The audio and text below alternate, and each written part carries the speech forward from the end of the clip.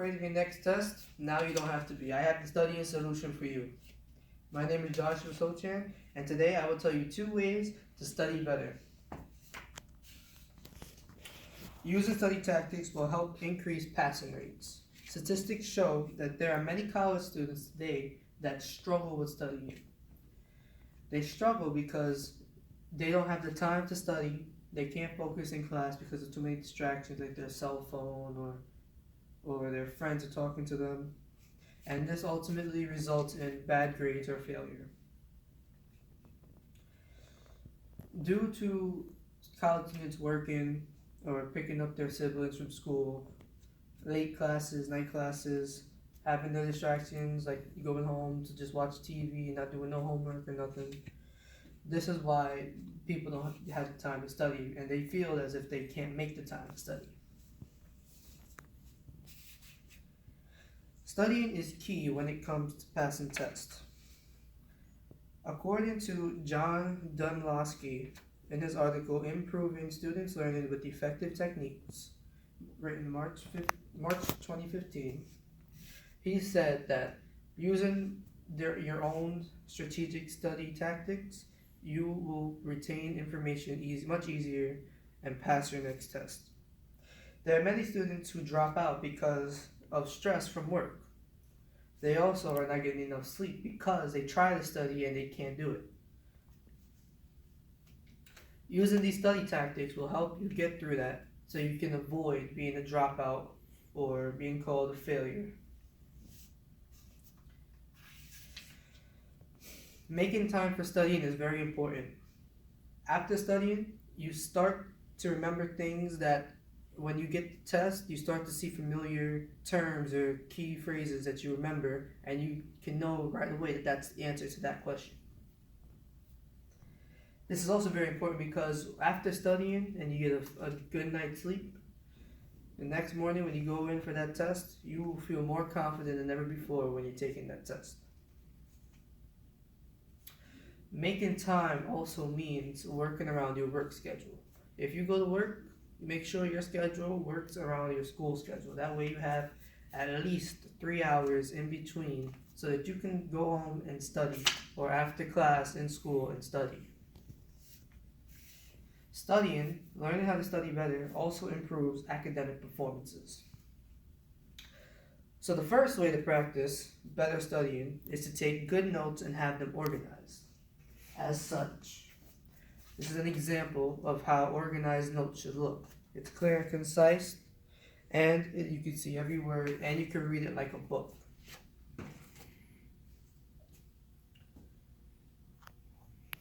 Then, if you find the time to read it over and over and repeat it to yourself, the information you just went over, you have no problem remembering it the next day or the test day. This is more efficient when you break it up into days.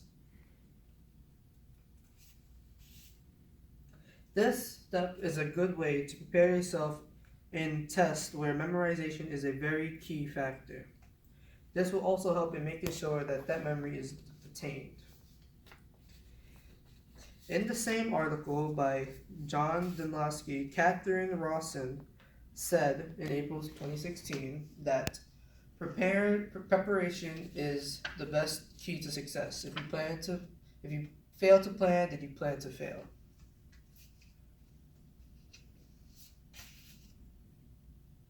The second way is to go to a tutor or learning center.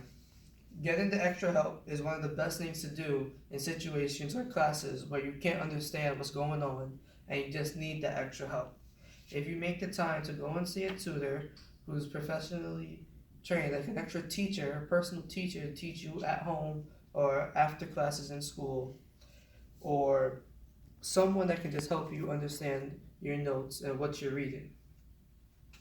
Maybe it's not you're taking a required class that isn't a part of your major and you just don't understand it. It's the first time you're being introduced to the class and you need extra help.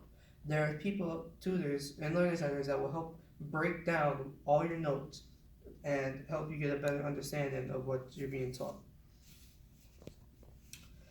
Sue Schellenbarger, in an article Before You Study, Ask for Help, written August 15, 2017, This article is basically what it says in the title. Before you study, always ask for help.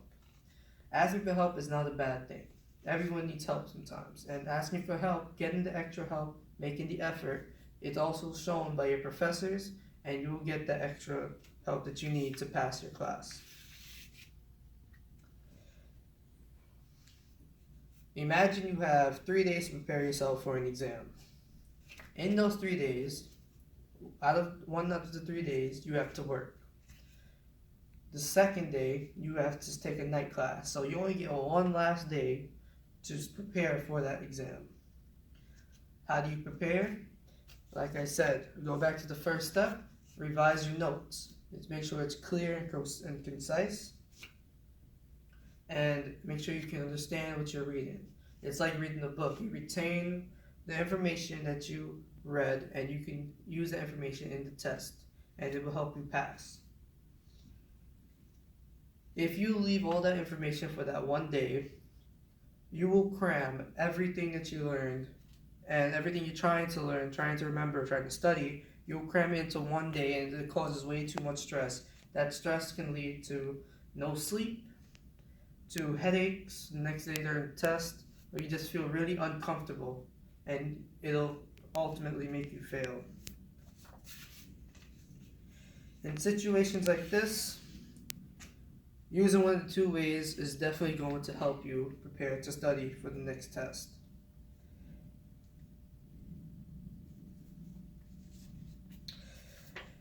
According to Henry L. Roediger III, in his article, Editorial, Applying Cognitive Psychology to Education, written January 7, 2013, he said, failing a test is in the mind. You don't plan to fail, you fail to plan.